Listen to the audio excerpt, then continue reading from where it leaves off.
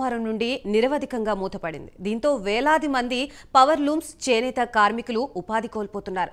దేశవ్యాప్తంగా టెక్స్టైల్ రంగంలో నెలకొన్న సంక్షోభం, కొత్త ఆర్డర్లు లేకపోవడం, పెరిగిన విద్యుత్ ఛార్జీలతో ఈ నిర్ణయం తీసుకున్నట్లు వస్త్ర పరిశ్రమ యజమానులు చెబుతున్నారు.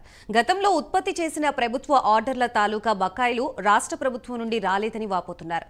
గోడౌన్లో ఇప్పటికే లక్షల మీటర్ల వస్త్రం పేరుకుపోయిందని, పాలిస్టర్ ఆసాములు కొత్త పెట్టుబడులు పెట్టలేకపోతున్నామని అంటున్నారు.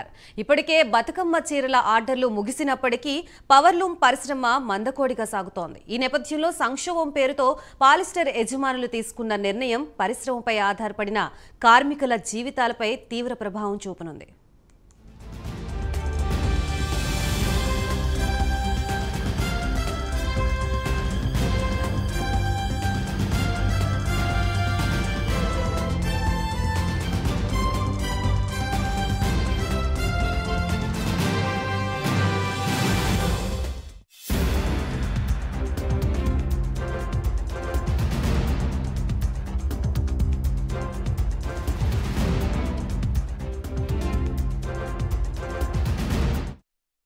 సిరిసిల్ల పవర్లూమ్ పరిశ్రమకు రాష్ట్ర ప్రభుత్వం నుంచి వచ్చిన ఉత్తర్వులు యథావిధిగా కొనసాగుతాయని అధికారులు ప్రకటించినప్పటికీ ప్రభుత్వం నుంచి మాత్రం ఎలాంటి ఉత్తర్వులు రాలేదని పరిశ్రమల యజమానులు అంటున్నారు.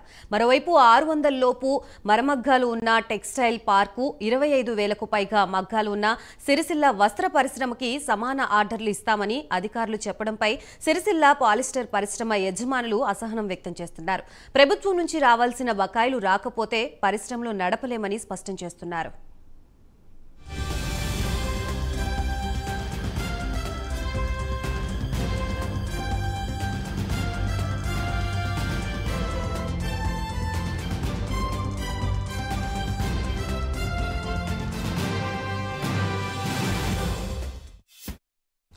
పాలిస్టర్ వస్త్ర పరిశ్రమ బంద్ పడితే వేల కార్మికుల కుటుంబాలు రోడ్డున పడే పరిస్థితి నెలకొంటోంది. పాలిస్టర్ బట్టకు కొత్త ప్రభుత్వం మార్కెట్లో గిట్టుబాటు ధర కల్పించాలని జౌళి శాఖ అధికారులు ప్రభుత్వంతో మాట్లాడి సమస్యని పరిష్కరించేలా చూడాలని వస్త్ర పరిశ్రమల్ని యజమానులు కోరుతున్నారు. పరిశ్రమపై ఆధారపడి ఉన్న ఎన్నో కుటుంబాలకి జీవనోపాధి కోల్పోతున్నామని, తక్షణమే ప్రభుత్వం స్పందించి పవర్ లూమ్స్ యథావిధిగా నడిచేలా చర్యలు తీసుకోవాలని తెలిపారు.